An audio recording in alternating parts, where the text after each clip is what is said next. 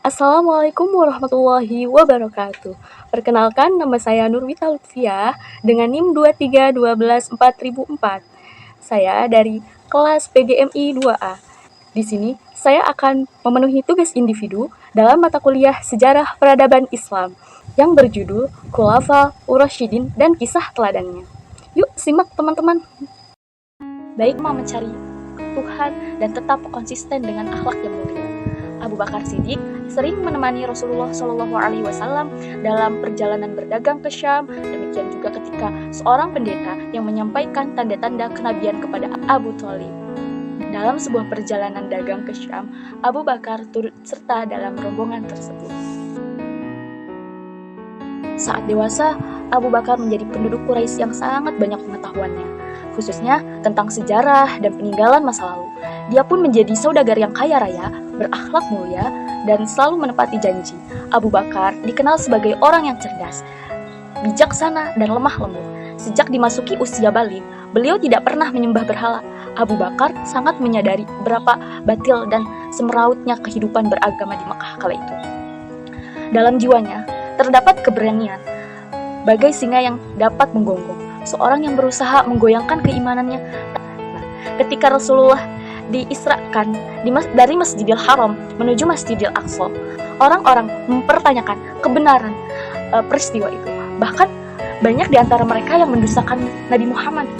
Tapi demikian dengan Abu Bakar, beliau orang yang pertama mempercayai peristiwa dan mengimaninya sehingga beliau diberi gelar As-Siddiq. Selanjutnya ada pengangkatan Abu Bakar As-Siddiq.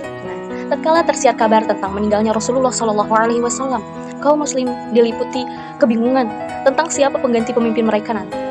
Banyak di antara mereka yang tidak mempercayai berita tersebut dan menganggap bahwa Rasulullah SAW itu belum meninggal.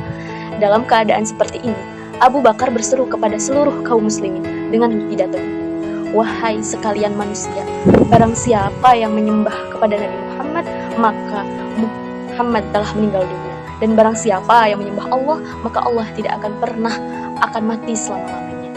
Dan kaum muslimin tidak bisa menerima kenyataan tersebut. Kebingungan selanjutnya adalah tentang siapakah sosok yang dapat menggantikan kepemimpinan Rasulullah SAW. Saat itu, kaum Ansor terbagi menjadi dua golongan besar. Ada kaum Aus dan kaum Khazraj. Mereka berkumpul di Saqifah, Bani Saidah, sebuah balai irung dan tempat pertemuan, bermaksud memilih mengganti Rasulullah SAW.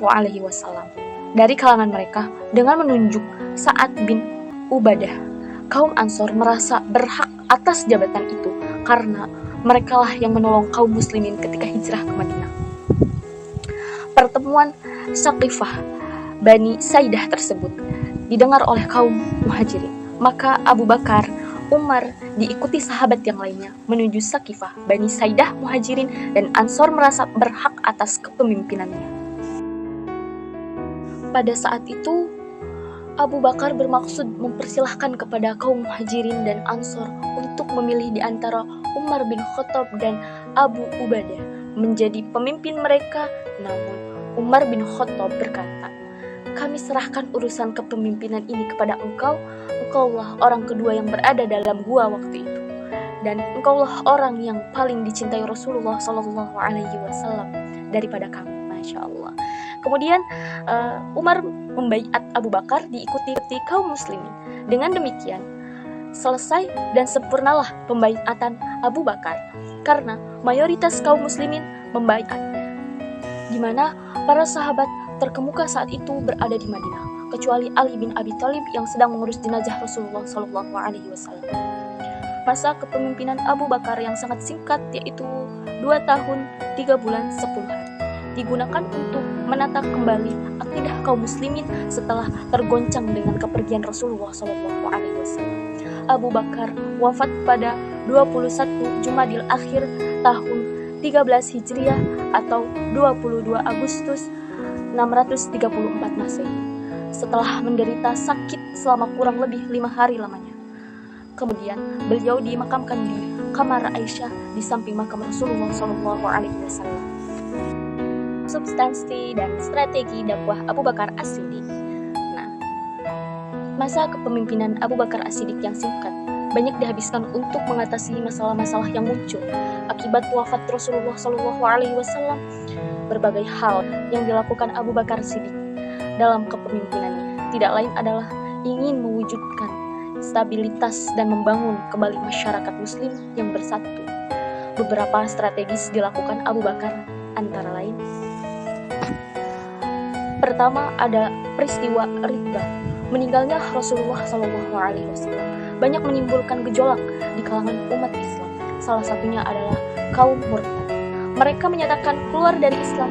Ada juga yang masih beriman dan menjalankan sholat tetapi tidak mau menunaikan zakat karena beranggapan bahwa meninggalnya Rasulullah SAW berarti menggugurkan kewajiban mereka untuk menunaikan zakat. Karena itu mereka menentang Abu Bakar As-Siddiq. Masa pemerintahan Abu Bakar hampir sama dengan pada masa Rasulullah SAW, bersifat sentral. Kekuasaan legislatif, eksekutif, dan yudikatif terpusat di tangan khalifah. Selain menjalankan roda pemerintahan, khalifah juga melaksanakan hukum. Meskipun demikian, seperti halnya Rasulullah SAW, Abu Bakar selalu mengajak sahabat-sahabatnya untuk bermusyawarah. Yang kedua ada kodifikasi Al-Quran. Munculnya perang Riddah menimbulkan banyak korban termasuk para penghafal Al-Quran. Kenyataan ini sangat mengkhawatirkan dan merugikan. Oleh karena itu, Umar bin Khattab mengusulkan kepada Abu Bakar As-Siddiq untuk mengumpulkan tulisan-tulisan Al-Quran menjadi satu buku. Khalifah kemudian menunjuk Zaid bin Sabit untuk memimpin pengumpulan ayat-ayat Al-Quran tersebut. Zaid bin Sabit ditunjuk karena ia adalah sosok pemuda yang cerdas dan berpengalaman mencatat ayat-ayat Al-Quran. Proses kodifikasi ini berlangsung sehingga masa pemerintahan Khalifah ketiga Utsman bin Affan. Selanjutnya, yang ketiga ialah perluasan wilayah. Setelah menyelesaikan urusan perang dalam negeri, Abu Bakar habiskan separuh dari perjalanan hidupnya pada masa jahiliyah.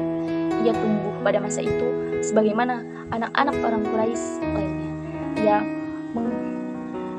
Ia mengungguli anak-anak Quraisy lainnya karena ia termasuk orang yang mau belajar dan pandai baca tulis.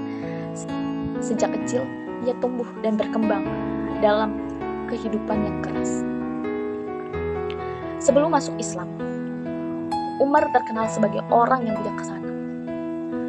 Bicaranya fasih, penyantun, argumentasi yang kokoh, dan gigih mempertahankan segala sesuatu yang sudah menjadi tradisi suku Quraisy berupa ritual, peribadahan, dan sistem sosial.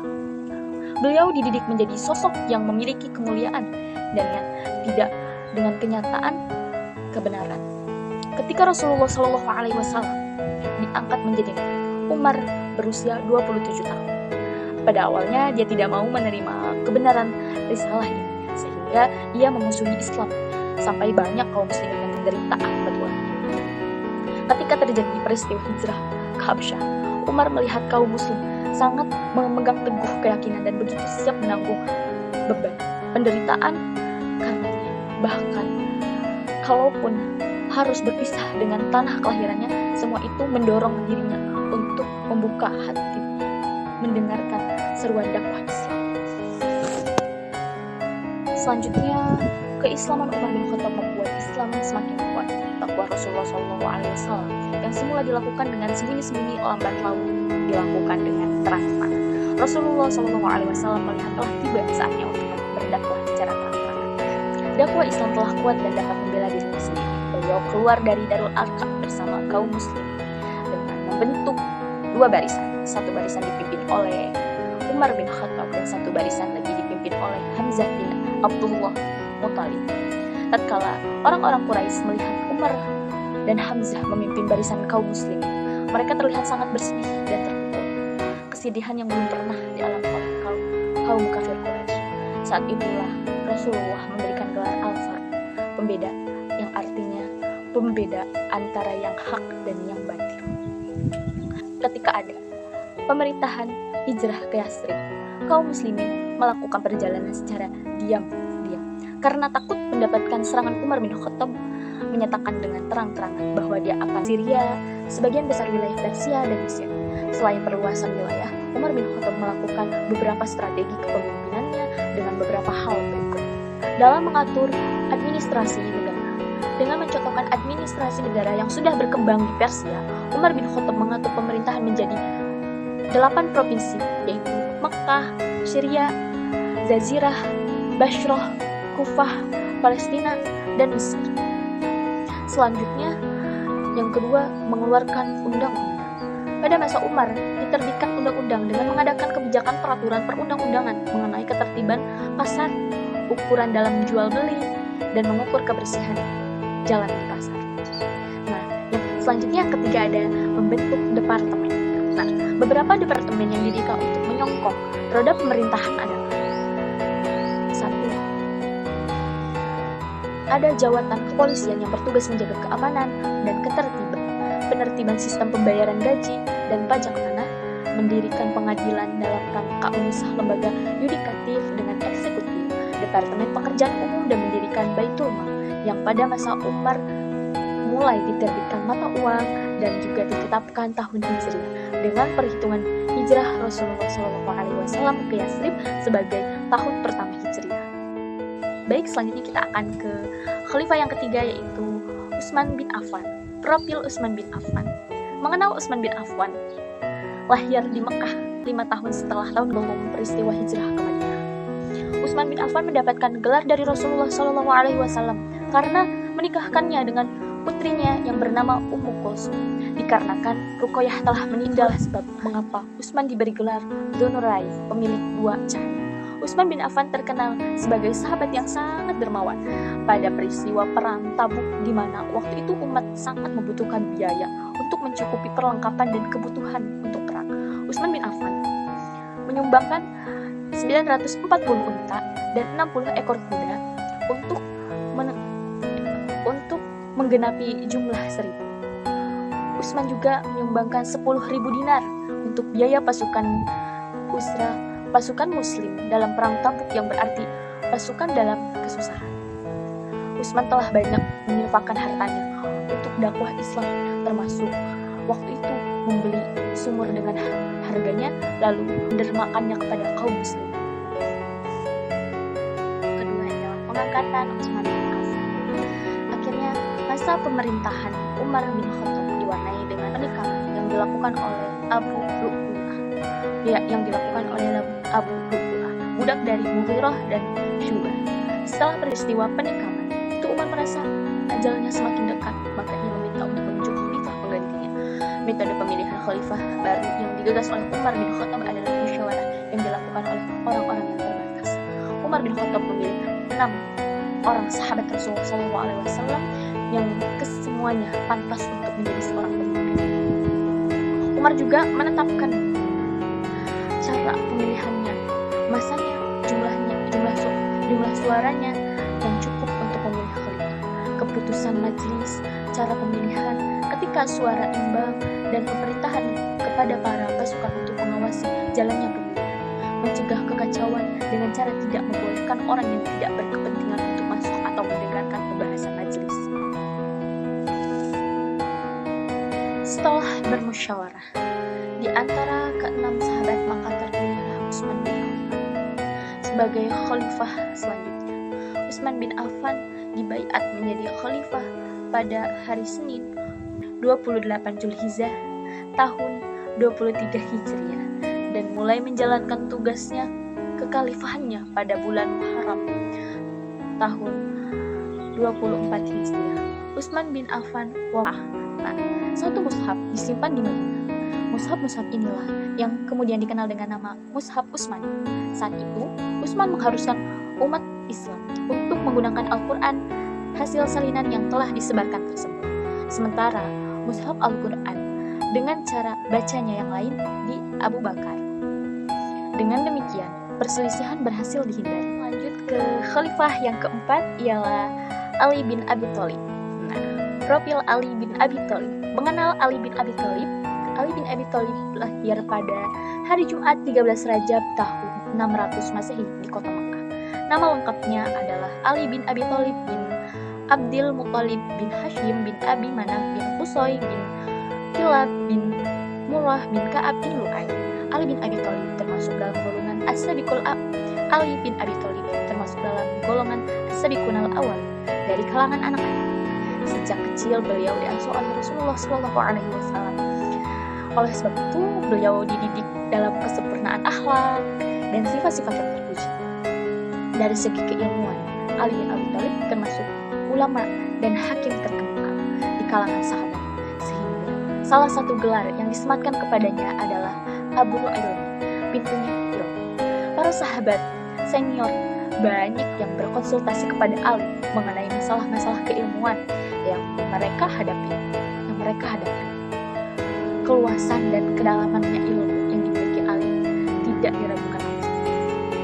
Dalam sebagian besar perang Rasulullah SAW, ia selalu bertugas membawa panji-panji perang keberanian. Kepahlawanannya dan kepegawaiannya tidak ada tandingannya, sehingga diberi julukan Asadullah, yaitu singa Allah. Ali ikut serta dalam perang Badar maupun perang-perang lainnya. Hanya saja, pada peristiwa perang Tabuk, Ali tidak ikut serta karena mendapatkan tugas dari Rasulullah SAW untuk menjaga keluarga beliau dan menggantikannya dalam memimpin kota Madinah. Sepeninggalan Rasulullah SAW, Ali menjadi tempat para sahabat meminta pendapat, meskipun tegas dan keras dalam setiap pertempuran. Tetapi beliau sifatnya penyayang yang luar biasa. Beliau tidak segan-segan menyerahkan makanan yang seharusnya diperlukan bagi keluarganya. Ketika Abu Bakar, Umar bin Khattab, dan Utsman bin Affan menjadi khalifah, mereka tidak segan untuk meminta pendapat dari Ali tentang suatu persoalan dan sebelum mengambil suatu tindakan.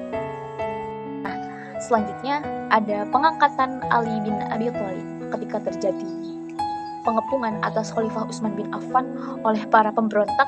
Ali bin Abi Thalib meminta dua orang putranya, Hasan dan Husain, untuk menjaga Khalifah Utsman. Namun, akhir dari pengepungan adalah meninggalnya Utsman bin Affan. Ali menolak penunjukan itu. Beliau belum mengambil tindakan apapun, sementara keadaan semakin kacau dan mengkhawatirkan sehingga Ali ragu untuk mengambil keputusan dan tindakan. Mereka terus mendesak Ali untuk bersedia menjadi khalifah dan menginginkan keadaan yang lebih, menjadi khalifah dan mengingatkan keadaan yang lebih buruk akan terjadi jika Ali tidak bersedia menjadi khalifah. Pada akhirnya, Ali bin Abi Thalib bersedia dan dibaiat menjadi khalifah pada tanggal 24 Juni tahun 656 Masehi di Masjid Nabawi. Setelah baiat terlaksana, Ali pun berpidato dan berpesan kepada kaum muslimin. Allah telah menurunkan Al-Quran sebagai petunjuk untuk membedakan yang baik dari yang buruk. Karena itu, lakukanlah kebaikan dan tinggalkanlah keburukan. Masa pemerintahan Ali bin Abi Thalib penuh dengan gejolak. Hal ini dipicu oleh konflik internal yang muncul silih berganti sehingga menghambat pemerintahannya. Gejolak ini juga yang mengakibatkan pada subuh tanggal 17 bulan Ramadan 40 Hijriah, Ali bin Abi Thalib ditikam oleh Ibnu Mulzam. Pada 20 Ramadan, beliau meninggal dan dimakamkan di Kufah. Beliau meninggal dalam usia 63 tahun dan menjadi khalifah selama 4 tahun 9 bulan. Selanjutnya ada substansi dan strategi dakwah Ali bin Abi Thalib. Pada masa pemerintahan Ali bin Abi Thalib yang singkat dihabiskan untuk meredam beberapa pemberontakan yang terjadi. Ada 2 pemberontakan yang terjadi pada masa Ali bin Abi Thalib yang dikenal dengan Perang Jamal antara Ali dan Aisyah dan Perang Siffin antara Ali dan Muawiyah. Beberapa strategi ketetapan Ali bin Abi Thalib diantara lain pertama, memecat kepala-kepala daerah yang diangkat oleh Utsman, kemudian mengirim kepala daerah baru yang akan menggantikan mereka. Yang kedua, mengambil kembali tanah-tanah yang dibagikan Utsman kepada kerabatnya tanpa jalan yang sah. Demikian juga hibah atau pemberian Utsman kepada siapapun yang tidak beralasan diambil kembali untuk dikuasai oleh negara. Mungkin itu saja yang dapat saya sampaikan terkait tugas individu dalam mata kuliah Sejarah Peradaban Islam. Kurang dan lebihnya saya mohon maaf. Wassalamualaikum warahmatullahi wabarakatuh.